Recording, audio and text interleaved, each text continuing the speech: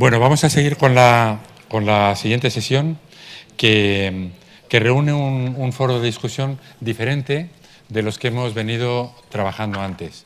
El leitmotiv del Congreso pues, es la transformación digital. Miguel, ¿tenemos traducción? Tenemos traducción. Entonces hablaré despacio, pero me evita el hacer un switch en el idioma.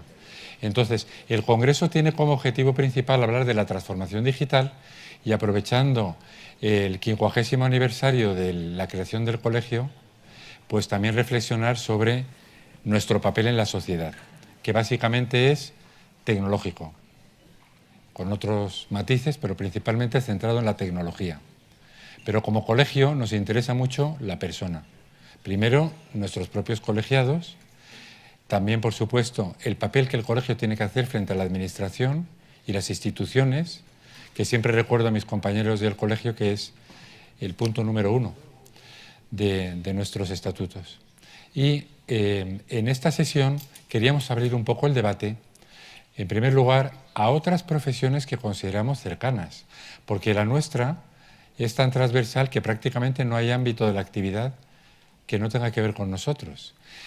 Pero eso nos obliga a ser humildes, porque nosotros trabajamos en muchos ámbitos de actividad, en algunos somos imprescindibles, pero normalmente no somos los más importantes. Y eso además lo llevamos a gala, no nos importa. Entonces hay algunos ámbitos muy cercanos a nosotros que nos gustaría sumar también a esta celebración y a este debate. En primer lugar están las otras ingenierías. Y para ello, pues hemos invitado a Luis Vilches, que es doctor ingeniero naval. Preside ahora, bueno, en primer lugar es el decano de su colegio, de ingenieros navales y oceánicos, y preside la Asociación de Ingenieros Navales y Oceánicos, o sea, es mi colega, para entendernos. Y además es el presidente de la Unión Profesional de Colegios de Ingenieros, que es una asociación de carácter flexible en el que nos solemos reunir las ingenierías reguladas. Es el primer invitado. El segundo tema también de nuestro interés, de la cercanía, digamos, profesional, pues es la arquitectura, lógicamente. En primer lugar, porque la arquitectura goza de una enorme responsabilidad, porque además de artistas, además de tener una formación evidentemente de ingeniería, también de arte, pero también es muy importante su papel como creadores de sociedad.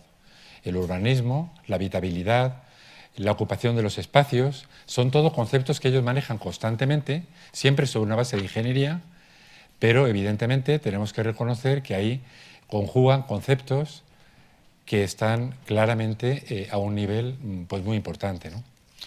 Entonces tenemos a Jordi Ludovic i Anglada, que es de Barcelona, es doctor arquitecto por la Universidad Politécnica de Cataluña, y además preside el Consejo de Colegios Profesionales de la Arquitectura. Sabéis que, a diferencia de los navales o de los telecos, los arquitectos están estructurados por colegios territoriales. Entonces el Consejo de Colegio, que es quien les agrupa, donde se encuentran en ese foro, es presidido ahora mismo por Jordi, que además también reúne la presidencia de la Unión Profesional, que es la Asociación Estatal de las Profesiones Reguladas, Colegiadas Españolas, en la que no estamos hoy por hoy los ingenieros, pero hemos estado y seguimos colaborando mucho con ellos.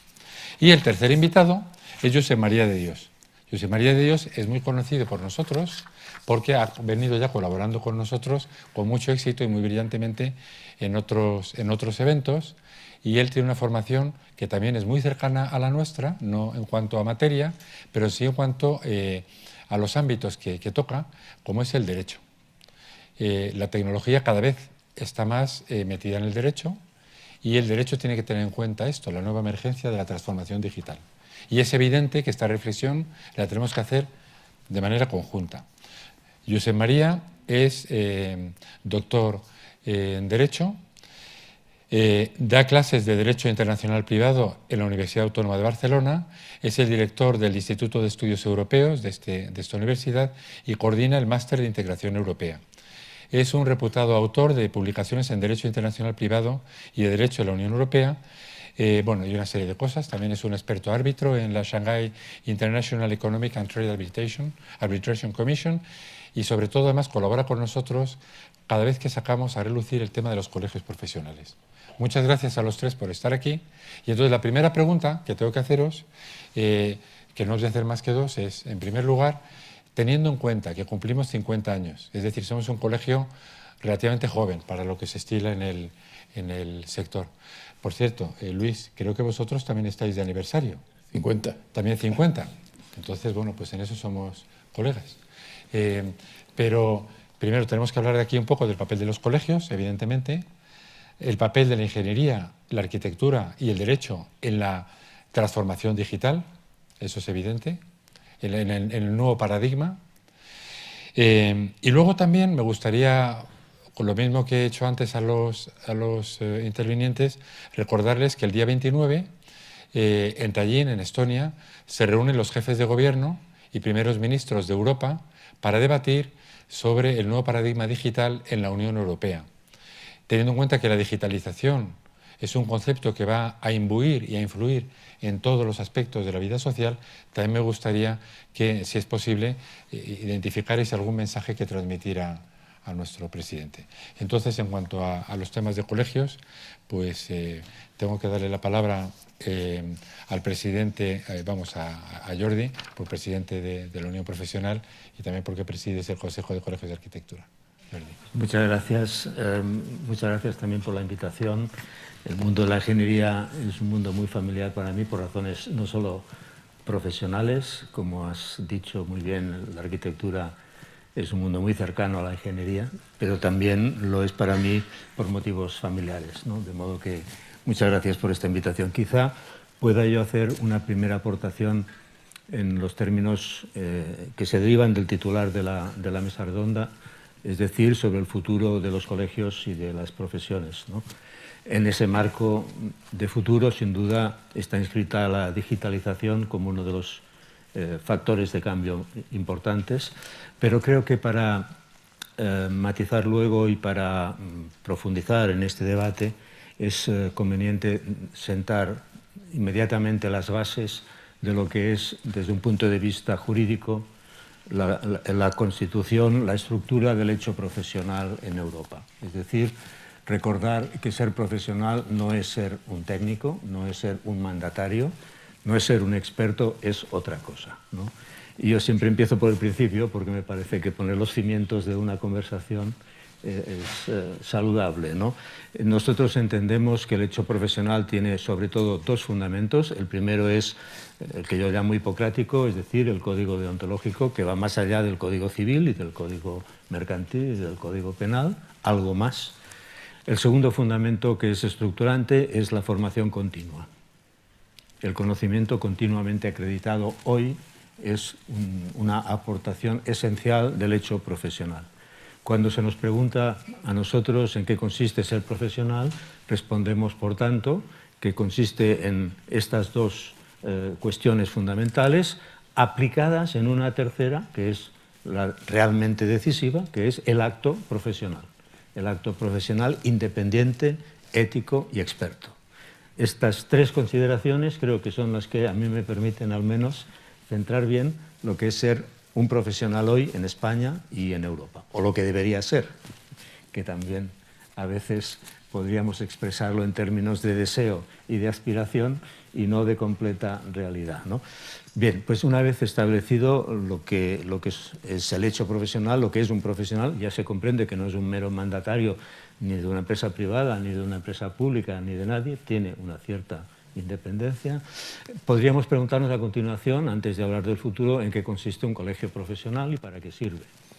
Y entonces nosotros respondemos a esta pregunta bastante pertinente, por cierto, y muy frecuentemente formulada, que los colegios profesionales, por más que en España obligatorios, no son más que un medio, no son un fin en sí mismo. Son un medio.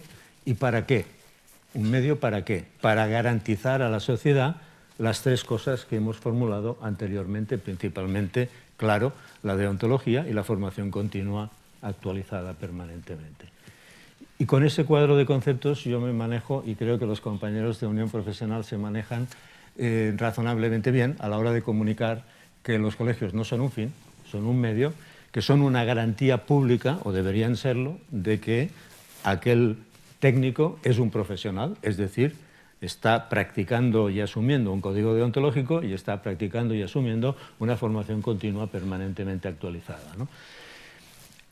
La tercera cuestión ya sería preguntarse cuál es el contexto del futuro. Y yo aquí acabo diciendo que el contexto del futuro de los colegios y de las profesiones está en Europa. Es decir, el marco donde se va a decidir la evolución de este concepto de lo que es una profesión y del concepto de colegio no va a ser exclusivamente estatal o nacional, ni menos regional, sino que se va a decidir, creo yo, sobre todo en Europa y en el seno de una economía y de una sociedad que han cambiado profundamente. Y yo lo dejo aquí porque esa es la intervención primera que quería hacer, luego ya hablaremos del futuro, pero antes me parecía que podía ser adecuado centrar el presente para a partir de aquí ver qué hacemos. Muchas gracias, Jordi. Y Luis, ¿te parece? Te cedo la palabra. Muy bien, muchas gracias también por haber sido invitado. Curiosamente coincidimos en este caso, aunque tengo la gorra hoy más bien de Unión Profesional de Colegios de Ingenieros, pero como decano y presidente de los ingenieros navales, este es el 57 congreso, el vuestro. El nuestro este año es el 56, que celebramos el mes que viene, y tenemos el 50 aniversario. Es decir, que tenemos bastantes coincidencias. Pero yo no me voy a repetir, porque además coincido bastante con lo planteado en términos generales, desde un punto de vista general de lo que es el tratamiento de los colegios. Nosotros tenemos una peculiaridad en el mundo de la ingeniería, y es de que históricamente se crearon mucho antes y convivimos las asociaciones de ingenieros con respecto a los colegios de ingenieros. Y es un matiz importante. La asociación defiende más la actividad y los colegios tratan de defender más a los profesionales. Por hacer un resumen casi en 2 palabras. Lo explico porque yo tengo que reconocer que antes de estar más activo en el mundo del decanato, de la presidencia de Navales y luego del instituto y de la UPCI, yo mismo tenía ese desconocimiento. Y hay muchos compañeros, y estoy seguro que algunos de vosotros también lo tendréis, pues no tienen claro lo que es la diferenciación conceptual de la asociación y de los colegios.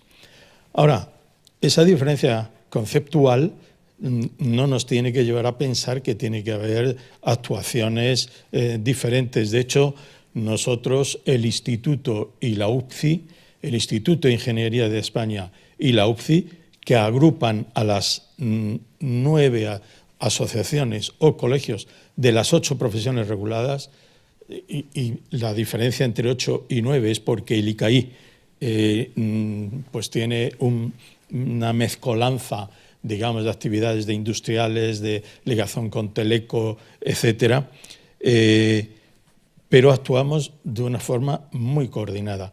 De hecho, 6 miembros de la Junta Directiva del Instituto coincidimos en la mesa de la Junta Directiva de la Unión Profesional de Colegios de Ingenieros. O sea, solo hay 3 colegios o asociaciones que tienen ese tratamiento y esas personas incluso que son diferentes. Nosotros, Navales, la teníamos diferente hasta hace 4 años que hemos cambiado los estatutos y posibilitamos, aunque no es por elección el que se elija el presidente y el decano de los ingenieros navales, pero los estatutos posibilitan el que sean la misma persona y, de hecho, estamos promoviendo el que esa continuidad se produzca en el tiempo. O sea que el tema de la asociación y de los colegios, la diferenciación y la coordinación.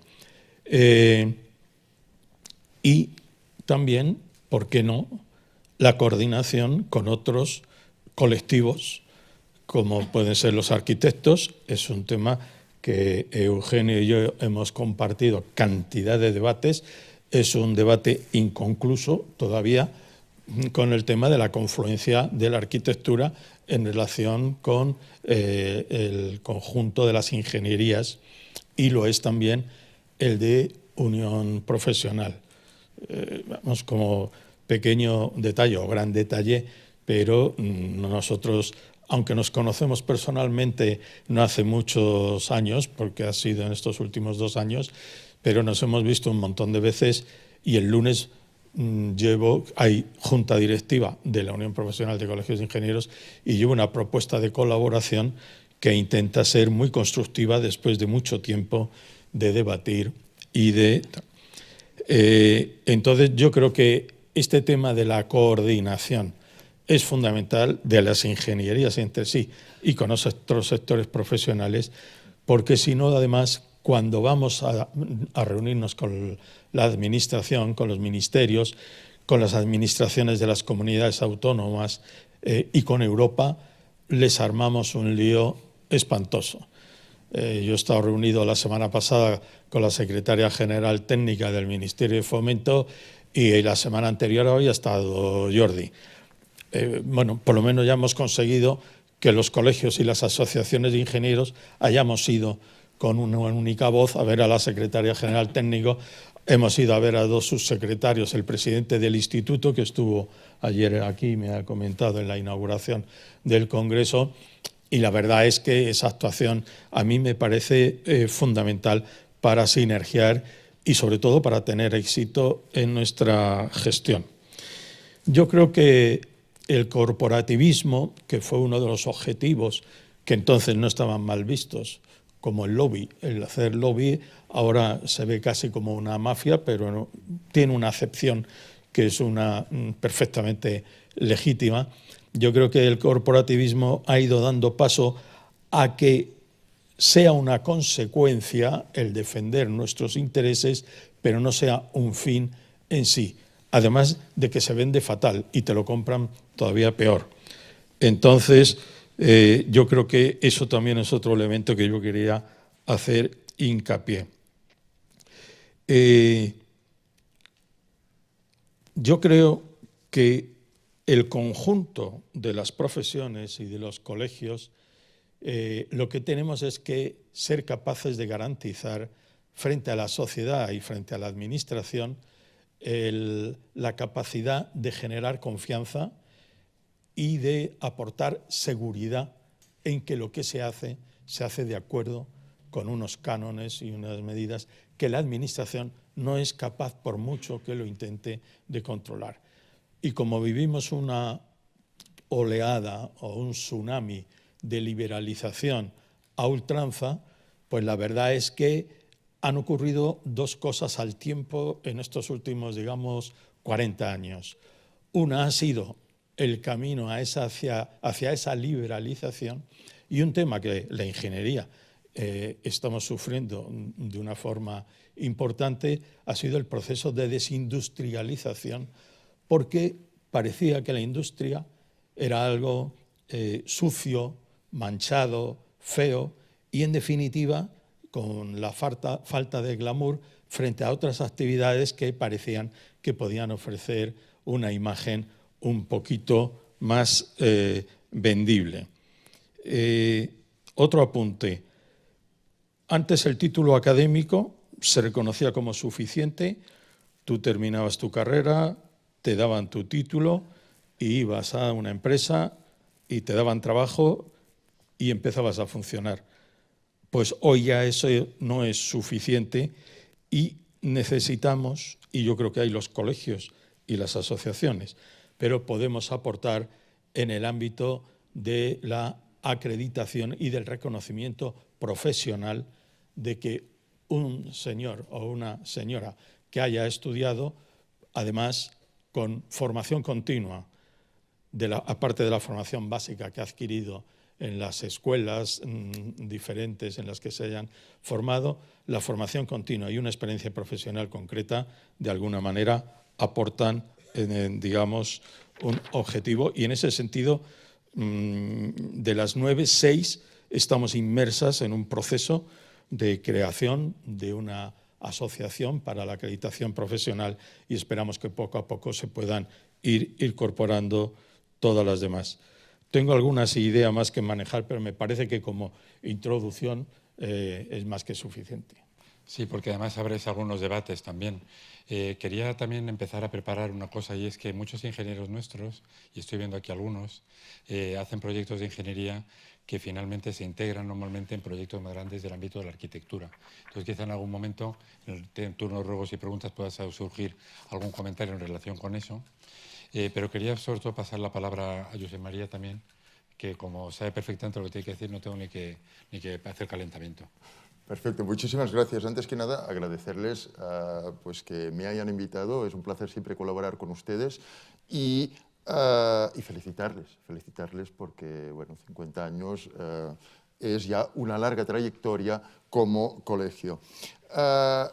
Yo quería empezar, claro, aquí el friki soy yo, supongo que se han dado cuenta, porque soy el que viene de ciencias sociales, creo que debe ser el único que en este congreso tiene esta formación. Tenemos ingenieros que tienen también título de Derecho aquí, ¿eh? Pero yo no tengo de ingeniería. O sea, yo no vengo ya con... pero gracias. En cualquier caso, claro, mi aportación aquí viene desde la perspectiva sobre todo de colegios profesionales. Yo ya les digo que desde la perspectiva de telecomunicaciones, en fin, la ingeniería y yo somos absolutamente incompatibles, de manera que lo siento mucho. Pero ya con vengo desde el ámbito de colegios profesionales y quiero empezar diciendo que soy un claro defensor de los colegios profesionales. Creo que los colegios profesionales tienen una función primordial no ya en el ejercicio de las actividades, sino en las garantías a los consumidores. Por tanto, el colegio profesional, desde mi punto de vista, y no solo desde mi punto de vista, está acreditado por informes por dictámenes, del Comité Económico y Social de la Unión Europea, por jurisprudencia desde el año 88, no voy a ir más lejos de esto, no voy a empezar a recitar sentencias, del Tribunal de Justicia de la Unión Europea en reiterados casos en los que ha habido colegios profesionales implicados. Lo primero que quiero decir es que el tema de colegios profesionales, la existencia de colegios profesionales no es un tema europeo. Esto es un tema nacional y esto es un tema de modelo. Hay colegios profesionales en todo el mundo. En cualquier país nos vamos a encontrar con la figura del colegio profesional, pero es un modelo que en estos momentos depende exclusivamente de los Estados miembros. La Unión Europea no obliga o no prohíbe, yo creo que esto último es importante porque hay un dictamen del Consejo de Estado sobre un proyecto o anteproyecto de ley de colegios profesionales en el que decía que la Unión Europea, no, allí había Miguel Herrero de Miñón, hizo un voto particular muy adecuado diciendo, oiga, la Unión Europea ni entra ni sale en los colegios profesionales, no nos confundan. Los colegios profesionales es un tema de modelo y un Estado decide que hay colegios profesionales o decide que hay asociaciones, que son dos modelos distintos. Pero son dos modelos distintos con competencias también distintas, no es solo un modelo. Cuando nosotros distinguimos entre colegio profesional y asociación, no solo estamos focalizando en donde estamos poniendo más énfasis, sino que también estamos focalizando en el ámbito de las facultades. Un colegio profesional, según la legislación, es una corporación de derecho público y como corporación de derecho público ejerce funciones públicas, entre las que tiene, por ejemplo, la facultad de sancionar. Propone unos reglamentos, propone unos códigos y hay una facultad de sancionar. En principio, la facultad de sancionar, que puede incluso suponer apartar al colegiado del ejercicio de la profesión, esto es el ejercicio de una función pública que la administración pública, el poder público, considera que está mejor prestado por parte de los colegios profesionales que por parte directamente de la misma administración. Y a mí esto me parece muy inteligente. Y cortar esto me parecería un gran disparate.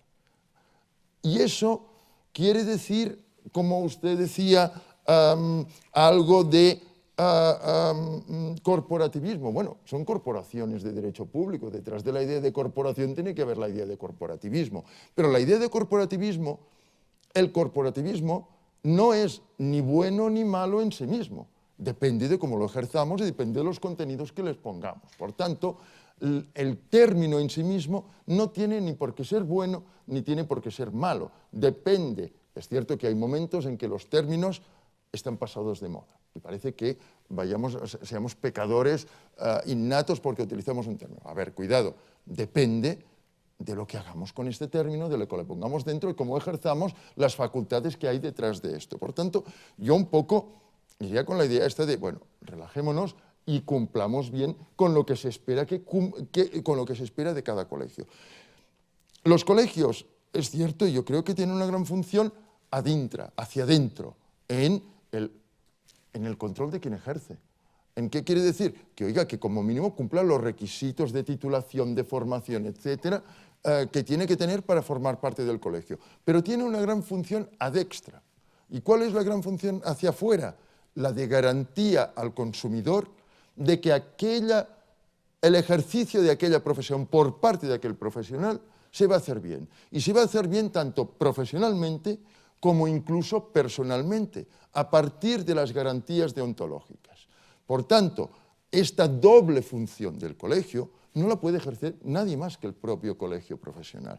Y en realidad, este colegio profesional, esta idea de colegios profesionales, existen en todos los países, no solo de la Unión Europea, sino alrededor del mundo, y me parece absolutamente imprescindible, yo diría.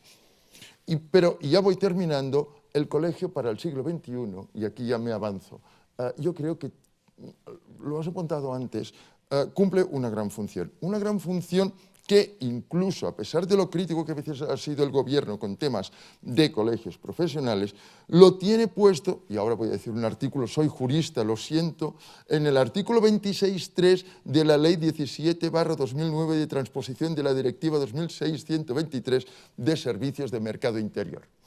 ¿Y qué dice? Dice que se debe promover dentro de estas funciones es la cooperación de los colegios con colegios profesionales a nivel de la Unión Europea para fomentar la calidad del servicio y evaluar las competencias de los prestadores. Por tanto, ¿cuál es? Y ahí voy con las últimas palabras que tú has dicho al final. ¿Cuál es una de las funciones de los colegios profesionales de cara al siglo XXI? Tenemos la del consumidor y esa no la podemos olvidar nunca. Una de las funciones de cara al siglo XXI es justamente participar, ser activos y ser vigilantes en esta cooperación en la globalización, cooperación en la europeización, cooperación en la internacionalización y en este trabajo conjunto más allá de las fronteras puramente del propio país. Y ahí lo dejaría para... Muchas gracias, José María. El público ya está en condiciones de, si en algún momento quiere intervenir, hacer una pregunta, bien en general o en concreto, pues le cederé la palabra. Hay una cosa que quería comentarte, Jordi, y es la irrupción de las tecnologías digitales en la arquitectura. Concretamente me voy a referir al BIM, ¿no? El concepto BIM, que incluso a nivel europeo ya se está convirtiendo en un mandato. Nosotros participamos un poco como observadores, porque realmente para nosotros el BIM es una herramienta que casi diríamos, cuando la vemos, pero bueno, van con retraso, ¿no? Porque estas herramientas las hemos usado siempre, prácticamente. Es verdad que con grados de complejidad quizá más limitados, ¿no? Pero ahora que ya el BIM está en funcionamiento pleno, yo diría, es cuando la arquitectura o los arquitectos verdaderamente se digitalizan. Los conceptos siguen siendo los mismos, los retos y los objetivos probablemente también, pero ya es la manera de integrar todo lo demás, ¿no? Incluyendo también las tecnologías nuevas, ¿no? Y por supuesto todas las accesorias, ¿no? Entonces, esa transformación, ese, digamos, pequeño shock educativo y sobre todo el que hayan podido sufrir o tener los arquitectos que ya estaban en ejercicio y que se lo acaban de encontrar, ¿cómo está afectando al punto de vista de los despachos de arquitectura? Pues los está afectando bastante bien. Yo, de hecho, tengo que decir que el BIM es una magnífica metáfora para hablar de la transversalidad y de la multidisciplinariedad, ¿no?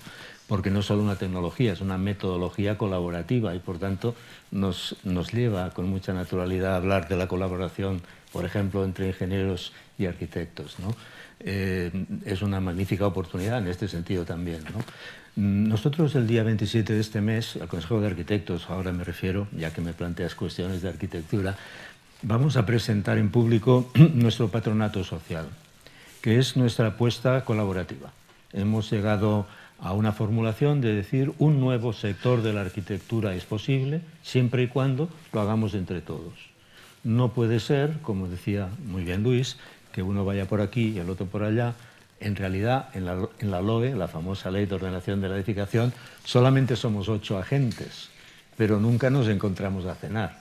De modo que, no sé si me explico, quiero decir, podríamos empezar a pensar que tenemos el mismo cliente, que tenemos muchas cosas en común, que nos necesitamos, que todos añadimos valor al proceso.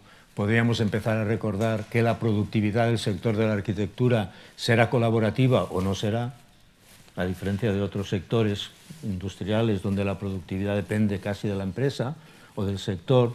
En el sector de la edificación está perfectamente estudiado que o colaboramos o no hay productividad posible, ¿no? Bien, el tema del BIM, yo creo que la parte fácil será la parte del proyectista, bien sea ingeniero, bien sea arquitecto. La parte difícil va a ser la segunda y la tercera fase, que es la fase de construcción. Ahí aparecen los contratistas. No todos están en condiciones de digitalizarse. Me preocupa mucho este aspecto. ¿Qué hago yo con mi maqueta digital si el que la tiene que recibir no la puede usar?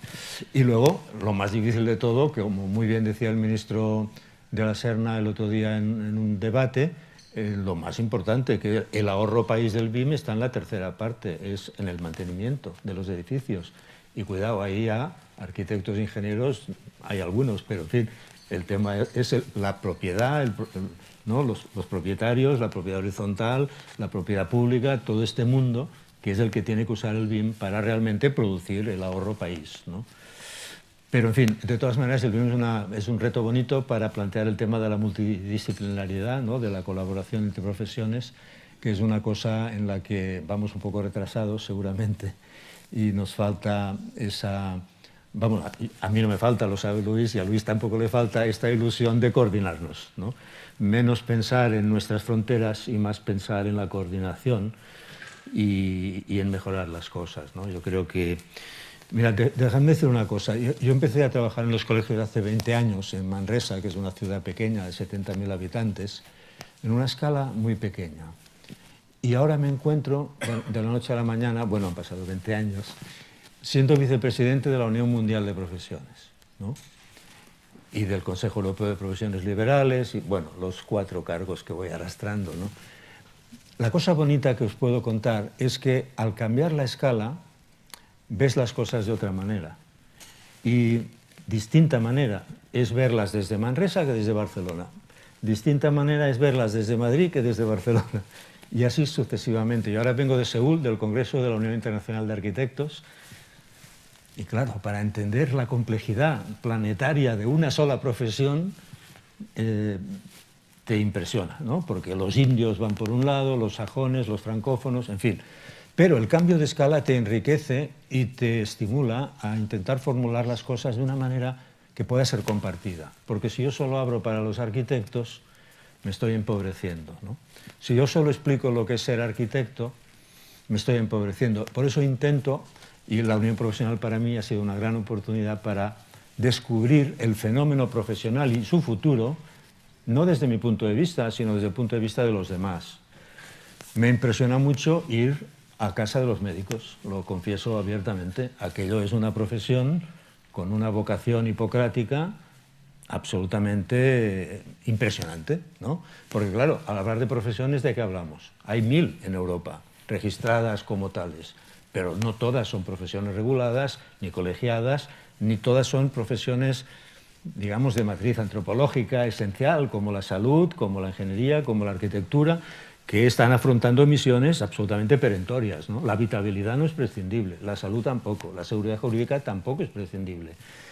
Por tanto, hay profesiones y profesiones, y hay una gran clasificación en la que estamos trabajando en Unión Profesional, un mapa, tengo aquí una copia si alguien la quiere, el mapa de las profesiones europeas, porque no es lo mismo hablar de los árbitros de fútbol que de los abogados, ¿no? Entonces, por eso yo defino la profesión como algo más que un técnico experto, y hay un compromiso ahí, hay algo hipocrático en todas las profesiones que me parece muy importante, pensando en el futuro, porque el futuro, vamos a ver, futuro, yo hablaba de Europa en los términos de que nuestro espacio económico es Europa, ¿no? Y si las profesiones en Europa carecen de sentido y decaen como tales, estamos en riesgo. Pero ¿por qué defiendo yo las profesiones en Europa? Las defiendo con los argumentos del contrario. Es decir, si Europa quiere ser productiva, si Europa quiere tener una sociedad abierta que pueda mantener como estado del bienestar, necesita las profesiones. ¿Y por qué? ¿Cuáles son los problemas de la economía europea? Entre ellos podemos destacar algunos. La corrupción es una. Por ejemplo, la confianza. Se ha dicho aquí, ¿cómo se genera confianza con tanta corrupción? Es muy difícil. La economía sin confianza no funciona bien, ¿no? Por tanto, la deontología, que genera confianza, si se hace bien, que a veces no se hace bien, hay que reconocerlo, genera una confianza absolutamente necesaria en la economía europea. Pero es que el conocimiento experto también es exigible en una economía de servicios evolucionada del siglo XXI, ¿no? Por tanto, ¿está Europa en condiciones de prescindir de lo que estratégicamente las profesiones pueden aportar en términos de ética, en términos de creatividad? Claro, al Japón le falta creatividad y no sale de la inflación, me dicen, no lo sé. Nosotros, las profesiones, podemos aportar deontología, conocimiento, creatividad, y esa transversalidad europea también me gusta mucho, esto que has dicho, me gusta muchísimo, no solo para Europa, sino también para España, que nos iría estupendamente. Todo esto las profesiones lo pueden aportar si se regeneran, si entienden que ser profesional no es ser un técnico, es un poco más. Es un compromiso social que habría que recuperar y que cuando viajas por las profesiones te das cuenta que todavía existe, ¿eh? Quizá en algún lugar haya decaído, pero yo cuando me invitan los abogados, cuando me invitan los... descubro que hay todavía esta pasión por ir más allá de lo meramente técnico y ir a resolver los problemas de las personas, de las empresas públicas o privadas. No sé si me he podido explicar bien, pero lo he intentado. Yo creo que te has explicado perfectamente, además yo creo que queda clarísimo por qué te hemos invitado, si te cabía alguna duda. Yo quería, tampoco por abundar en los mismos conceptos, quería plantearle a Luis una reflexión también. Hemos terminado ya nuestra encuesta socioprofesional, se presentará públicamente dentro de unos días, aunque ya nuestra compañía María Núñez hizo una presentación en este congreso, y algunas de las cifras son, por ejemplo, de los egresados. Aquí tenemos también a la mayor parte de los directores de las escuelas que imparten el título de ingeniero de telecomunicación, que están con nosotros. Aprovecho para darles la bienvenida, que estaban reunidos aquí al lado. El paro en los egresados, recién egresados, es del 0,2%. O sea que están trabajando todos, ya antes de terminar. Luego el paro estacional entre el colectivo que hemos analizado, que eran casi 3.500 personas, es del 4%. Sin embargo, lo que se percibe también es que los primeros sueldos son bajos. Y además se mantienen bajos durante 3, 4, 5 años. Ese es un tema también para tu reflexión, Luis. Y luego otro tema que te quería plantear es, dado que cumplimos 50 años, nuestros sucesores, si Dios quiere, dentro de otros 50 años, mi pregunta es, ¿tú crees que habrá dos decanos un decano de Navales y otro de Teleco? ¿Cómo piensas que puede evolucionar esto? En las escuelas están saliendo nuevos títulos de máster, algunos ya no corresponden específicamente con las ingenierías reguladas, pero son muy parecidos. Y además el mercado los contempla también de una forma semejante, porque claro, a lo mejor han tenido pues, unos cuantos créditos distintos, pero es el mismo centro, la formación base es muy semejante. ¿Cómo piensas que puede evolucionar esto desde el punto de vista profesional y colegial? Bueno, primero desde el punto de vista del conjunto de la ingeniería, nosotros desde luego en Navales hemos hecho también una encuesta hace pocos meses y nos dan unos resultados muy parecidos a los vuestros. Y es curioso porque la percepción que existe es la de que los navales o la construcción naval está en crisis. Primero hay que decir que los navales no estamos solo en construcción naval, estamos en el sector marítimo y en el sector oceánico y trabajamos de una forma también muy transversal. El 50% de los ingenieros navales no trabajan ni siquiera en el sector marítimo, o sea, que trabajan en otros sectores industriales, lo cual es bastante llamativo. El tema salarial, la verdad es que es una preocupación enorme porque yo creo que ahí la crisis también se ha aprovechado para que se produzca un cierto abuso de esa situación y yo creo que eso simplemente pues por la pura ley de la competencia de que si no se les va a terminar yendo. Estos días yo estaba haciendo análisis con algunos empresarios importantes del sector marítimo y se estaban quejando de que se les iban los ingenieros. Aparte de que tenemos nosotros, por lo menos los navales, y perdonadme que incida más en eso porque lo conozco más en detalle, un 10% de la población de ingenieros navales, somos 2.500, están ya por todo el mundo. También es cierto que nos hemos visto obligados, más que a vender barcos, a transferir tecnología y estamos, como sabéis, porque además lo estamos haciendo en muchos casos en gran colaboración también con Telecos, pero por cierto tenemos ingenieros aeronáuticos trabajando también en el sector y estamos en Australia, estamos en la India, estamos en Turquía, estamos en Malasia, no me refiero vendiendo, sino con proyectos de colaboración tecnológica, ¿no? Y entonces eso yo creo que está también pegando un tirón para que los buenos se están yendo más bien fuera porque les pagan más y las empresas en España se están viendo obligadas a un puro movimiento de pura competencia. Y luego en el tercer punto, que es todo un reto, y aquí pues la verdad es que tengo que decir que doy una opinión personal porque en UPCI, como somos 9, estoy seguro que, no digo que tendríamos 9 posiciones diferentes, pero sí tendríamos por lo menos 3 o 4. Yo desde luego creo, cuando he hablado de coordinación en general, yo en el mundo de la ingeniería creo que debemos caminar hacia integración. Y desde luego yo, si tuviese que proyectar a 50 años vista, o cuando yo no esté, como dice Iñaki Gabilondo en sus, por cierto, muy interesantes programas, en 25 años, si yo tuviese que tratar de visualizar cómo va a ser el mundo de la ingeniería, yo creo que o nos defendemos con una voz cada vez más única o difícilmente vamos a tener yo. En este sentido, Antonio Garrigues, que tiene un historial ya tanto por su edad como por su background amplio, ya nos dijo en un congreso en Cádiz hace 7 años u 8,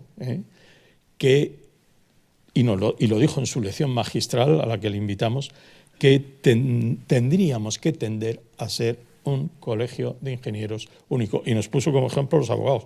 Dice, mira, los abogados tenemos... A ver, ¿en qué se parece un maritimista con un laboralista, con un mercantilista, con un no sé qué? Y nos parecemos bastante más los ingenieros entre sí que muchos de los sectores de abogados entre sí. O sea que yo, la respuesta a esta pregunta última, y aunque sea un poco un tema iconoclasta, creo que eso tiende hacia una integración. Antes de que concluyamos, quería comentar un momentito a ver, Josep María, porque me habías dicho que querías hablar de transversalidad. Exacto, simplemente que yo estoy absolutamente de acuerdo con las dos intervenciones que ha habido, pero creo que, a ver, hacia el futuro hay que ir hacia la transversalidad y eso se está viendo en cualquier sitio que vayas. Pero es que empieza en la propia universidad la transversalidad. En la propia universidad, cuando estamos ofreciendo dobles titulaciones, mezclando ingeniería informática con física, o en Estados Unidos se están dando dobles titulaciones que están mezclando filosofía con química. Es decir, la transversalidad yo creo que es un tema que hay que pensarlo seriamente, pero no solo la transversalidad, sino también la internacionalidad. La transversalidad en el conocimiento, pero también la internacionalidad en la colaboración. no es por meterme donde no me llaman, pero antes, en otras intervenciones decíamos, aquí, o se decía, aquí hay un mercado donde hay mucho, donde falta mucho, hay mucho espacio por cubrir, ¿no? Oigan, no quiero, dejemos de ser locales, simplemente. Nos decían ahora, muchos de los nuestros están yendo a trabajar a Malasia, a no sé dónde, y aquí faltan puestos de trabajo. A ver, seamos conscientes de que esto es también la globalización. La globalización, por una parte, es porque el estudiante igual, o el joven, se siente mejor pagado en la otra parte del mundo. Pero a lo mejor no, porque el que se va a la otra parte del mundo tarde o temprano quiere volver.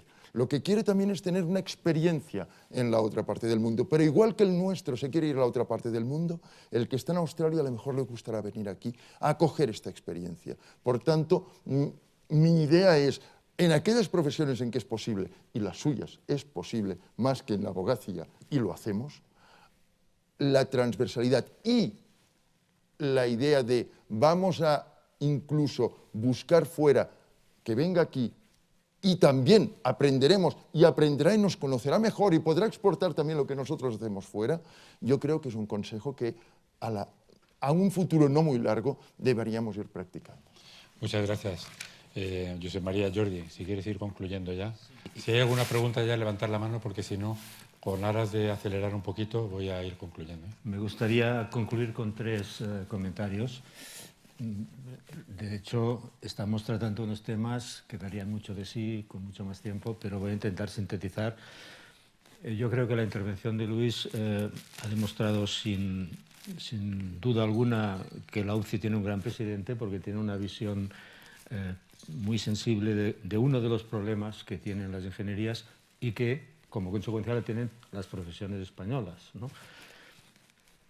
Voy a hablar de esto desde otro comienzo, es decir, todas las profesiones europeas y españolas tienen un reto con la especialización.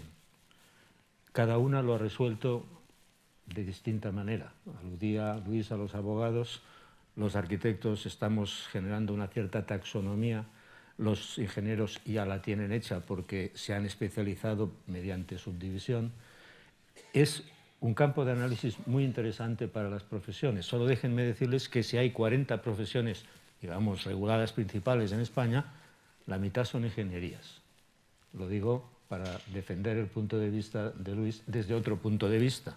Como además hay ciclo corto y ciclo largo, pero claro, si de 40 profesiones principales la mitad son ingenierías, hay ahí una especificidad que debemos respetar, pero que seguramente debemos tratar. El segundo comentario breve que quería hacer era sobre el futuro de las profesiones en relación con su propia digitalización.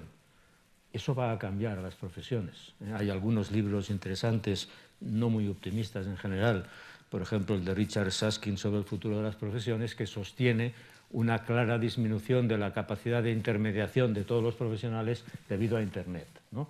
Este fenómeno va a cambiar a las profesiones y va a focalizar más a los profesionales hacia la creatividad, la confianza personal y no tanto a la información, digamos, banal que está en la red, ¿no?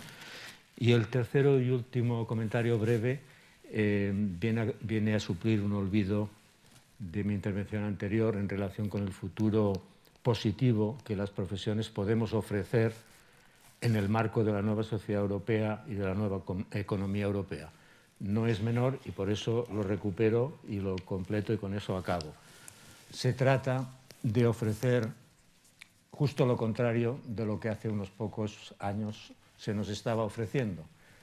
En vez de desregular a las profesiones, lo que habría que hacer es regular menos y mejor en todos los campos y ofrecer a las profesiones como la alternativa más económica, más racional y más inteligente que Europa puede dar. La única, en realidad. Porque, como ustedes saben, hay países inteligentes que para hacer una nueva ley, primero tienen que borrar 2 que generen, ¿no?, el ahorro suficiente para, claro, la hiperregulación que nos invade. No digo ya las 17 comunidades que hacen lo que pueden, los estados, las directivas, los protocolos. Estamos entrando en un mundo de robots, pero no por robots, sino por la hiperregulación. Frente a la hiperregulación, profesión. Pues yo creo que con ese lema, con ese llamamiento, yo la verdad no me atrevo a hacer ninguna conclusión adicional. Así que como no veo tampoco muchas manos, yo creo que un poco impresionados por... Sí, ya me parecía a mí que de Burgos tiene que venir algo. Pues vamos a ir concluyendo. Entonces tenemos una pregunta de un compañero nuestro, 2. Tampoco mareéis mucho a los invitados, que han hecho lo posible para que les aplaudamos. Buenos días. Me llamo Agustín Rodrigo, soy ingeniero de telecomunicación, vengo de Burgos. Gracias, Eugenio, por la mesa que has conformado. Te lo digo de corazón. Llevo varios años trabajando codo a codo con arquitectos. Jordi, coincido contigo en la mayor parte de lo que has dicho. En esto que estamos trabajando codo con codo, en tema de colaboración, hay un montón de edificios en los que las teleco, por no decir todos, son muy importantes. Nos estamos encontrando ahora con el despliegue de cara a la era digital 2020, la agenda digital, en que hay edificios con muchos problemas para su acceso.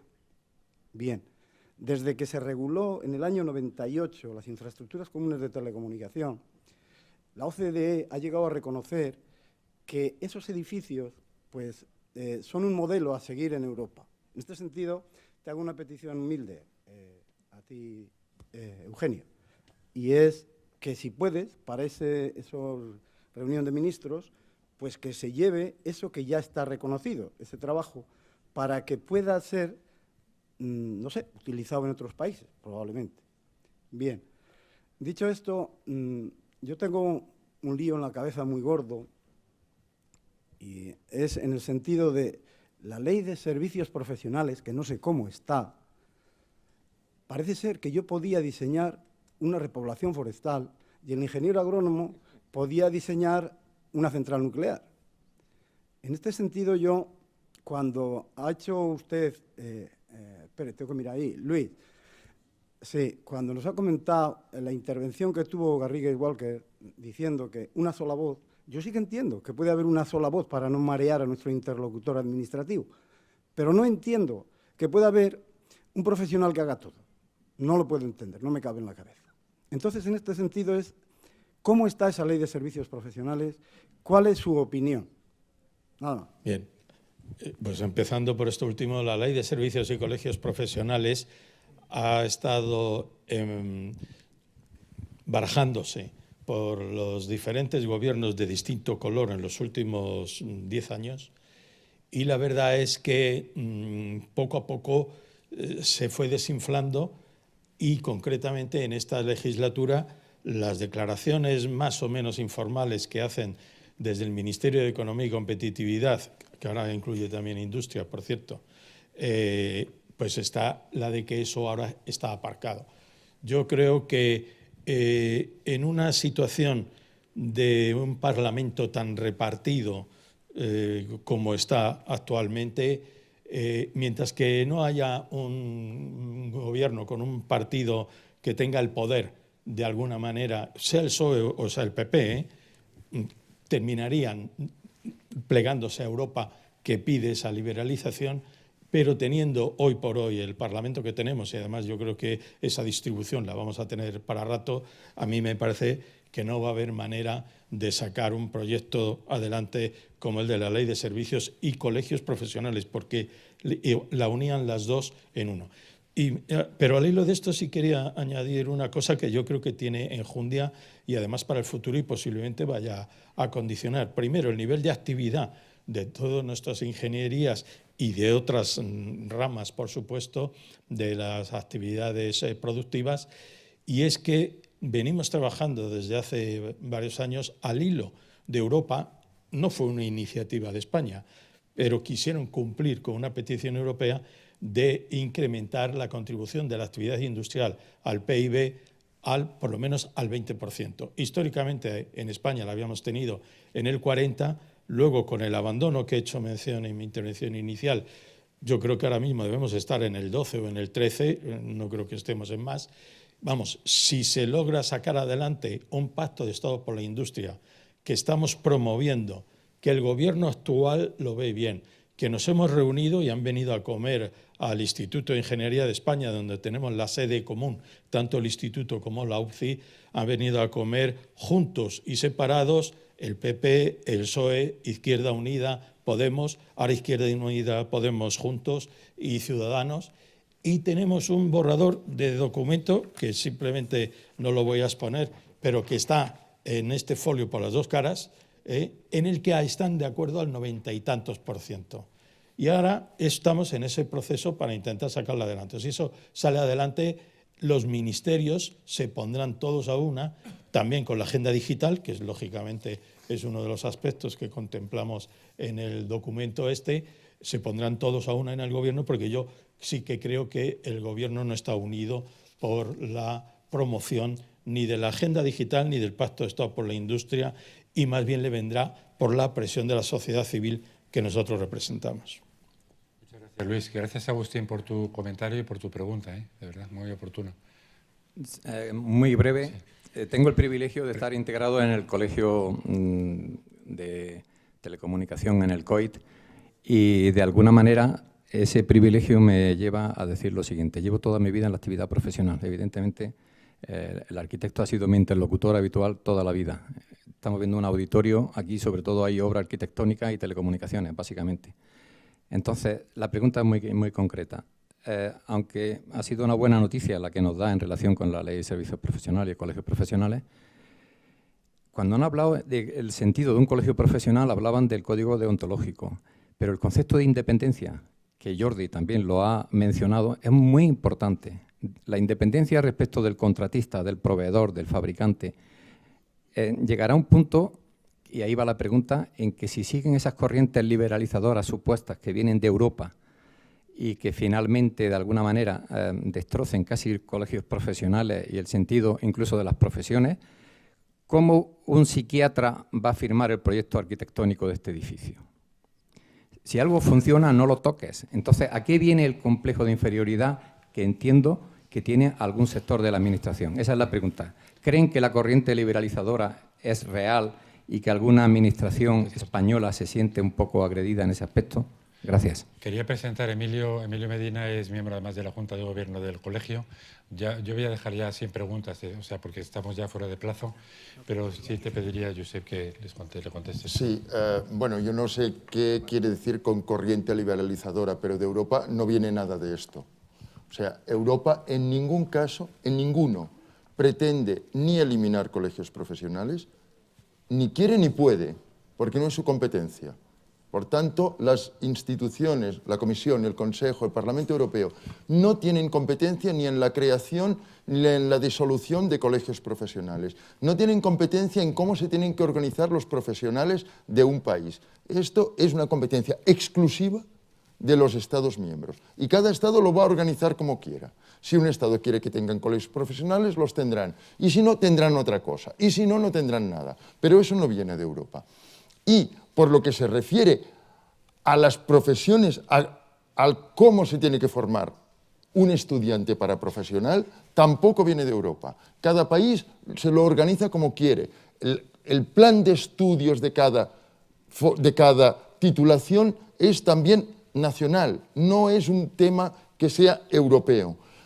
Y si por corriente liberalizadora vamos a entender la posibilidad de que una persona con la titulación adquirida en un Estado miembro vaya a otro Estado miembro a ejercer, eso para mí no es liberalizador, para mí es libre circulación, que es otra cosa. Ahora, ¿qué actividad va a ejercer el psicólogo cuando se desplace desde Bélgica a España?